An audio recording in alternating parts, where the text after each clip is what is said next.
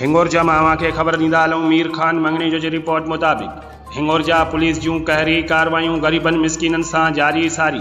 बेगुनाह घर में सुतल शोला खपाईंदड़ पोरत रफ़ीक सैतो खे सरेआम रात जे पैर में घर में बिना कंहिं वारट जे दाख़िल थी खंभे गुम खणी करे छॾियो। शहर ॿाहिरां गोलियूं हणी जोड़तू मुक़ाबिलो ॾेखारे हाफ फ्राई करे छॾियो। आला अख़्तियारियूं मज़कूरा मामले जो सख़्तीअ सां नोटिस वठी मुतासिरनि खे इंसाफ़ मुहैया कराइनि। गुज़िरियल राति अटिकल 11:30 बजा धारे हिंगोरजा शहर के लारक महल में हिंगोरजा पुलिस सेठारजा वासी गोठो मुनीर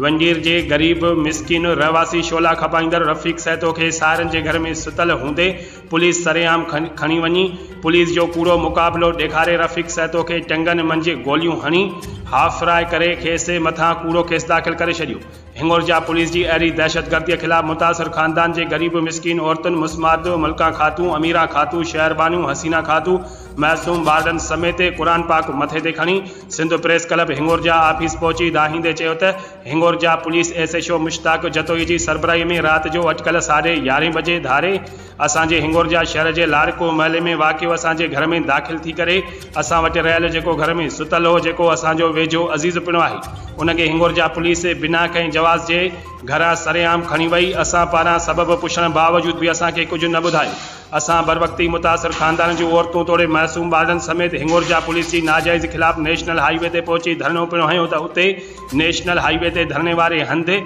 हिंगोरजा पुलिस के इंचार्ज SHO मुश्ताक जतोई साणस गॾु आयल पुलिस अमले असां ॻाल्हियूं करे यकीन ध्यानी कराई त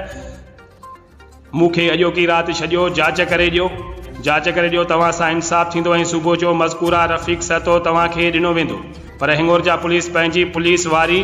प्रीत कंदे ख़बर नाहे कंहिंजे चुर्च ते वांगार वहंदे रात जो ही कूड़ो पुलिस मुक़ाबिलो ॾेखारींदे खेसि टंगन में गोलियूं हणी हाफ फ्राई करे छॾियो। जॾहिं हिंगोरजा पुलिस के SHO मुश्ताक जतोई जी अहिड़ी ख़ातिरी वारी वीडियो सबूत ख़ातिर असां वटि मौजूद है। मुतासिर औरतुन पारां अहिड़े हिंगोरजा पुलिस के SHO मुश्ताक जतोई संदस अमले खिलाफ़ कुरान पाक खणी अची प्रेस कॉन्फ्रेंस कंदे वज़ीर आज़म Pakistan chief justice of Pakistan supreme court chief of army staff वज़ीर आला Sindh chief justice high court IG Sindh police DIG Sukkur SSP Khairpur खां पुरज़ोर घुर कई त खुदा के वास्ते इन पाक कलाम के वास्ते असांजे इन पुलिस गर्दी दहशतगिरी जो सख्ती सां नोटिस वठी मज़कूरा ज़ालिम पुलिस के SHO समेत मिडनी शामिल अहलकारन खिलाफ़ कानूनी कार्रवाई करे इबरतनाक सज़ा ॾियाराए असां मज़लूम गरीब मिसकिनन के कुरान पाक के सदके इंसाफ़ मुहैया कयो वञे।